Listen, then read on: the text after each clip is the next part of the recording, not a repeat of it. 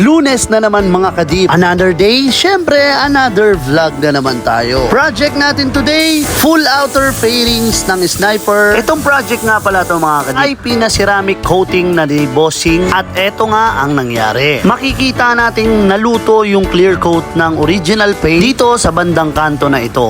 At sabi pa ni Bossing, nag-avail daw siya ng ceramic coating pero eto ang nangyari. Makikita natin na hindi siya in-applyan ng ceramic coating dahil mas maganda pa yung kintab ng original paint compare sa naka-ceramic coating na. Sa madaling salita, sayang pera, sayang oras at dagdag gastos na naman. Kaya pumunta na sa atin si Bossing upang ipaayos yung kanyang kaha. So ayun, what's up mga kadip?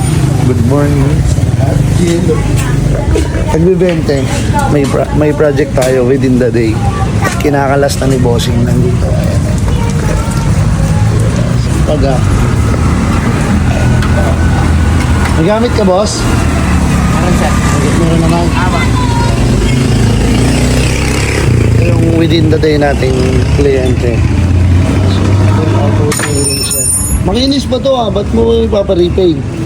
May nasunog kasi ng bating sir. Ha? Nasunog ng bating. Saan? Ito. Ito. Napunit. Hindi nasunog po. Okay. Sasama na to sa item. Ito lang. Kasama na ba ito sir? ABS. Ipupul ito kasama na to. Kasama na yun. So, ayan. Within the day gaming na naman. Taga saan si sir? Agatagig po. Tagig. Within the day no sir. Yes sir. Plain black o may glitters to, lagyan natin. Napanood mo ba yung bago ngayon? Hindi pa po eh. Hindi pa. Sige, check mo para alam natin kung anong gagawin, ha? Sige po, sige po. Medyo shy type lang si Bossing pero malungkot talaga yan dahil nga sa nangyari sa motor niya na imbis magkaroon ng protection and mas lalo daw naging maselan yung pintura ng motor niya. Kaya tingnan nyo to mga kadipo, mga excess na compound ng bapping hindi man lang nila nilinis. Kaya ang gawin natin dito, linisin na lang natin at gawin na lang yung best natin, diba? Sa part na to, tinatanggal na ni Boss Buboy natin yung lagket or naiwang residue ng sticker niya. After nyan, lilihain naman ni Boss MJ mano-mano, dry sanding tayo ulit. Pagkatapos, si Boss Anthony naman ang kakanaan ng paghuhugas ng panel na project natin.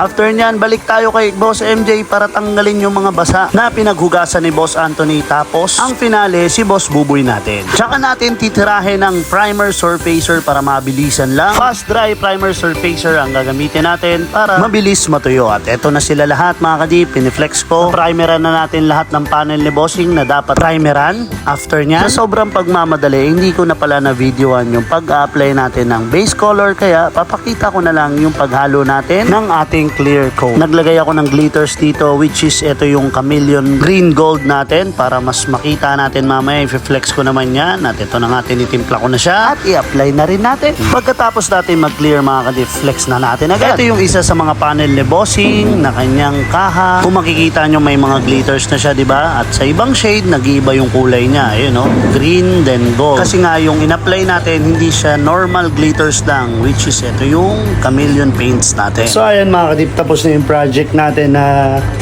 Sniper. So check natin yung gloss retention niya. Ayan siya mga kadip, sobrang linaw, as in sobrang linaw ng itsura ko dito. Ayun, sobrang linaw ng reflection at hindi siya ganun kaalon. Okay, so ayan. So, check natin lahat. Baka ito lang At saka tuyo na yan mga kadip. Ayan, hindi ko lang hinawakan dahil yung fingerprint. Gusto ko makitang klaradong klarado. So, ayan. Klarado naman. Makikita nyo hindi yan binap kasi meron yan, ayan alikabok dito. So, ayan yung natin, chameleon na nilagay na glitters na nag-gold. Ayan, gold siya dito.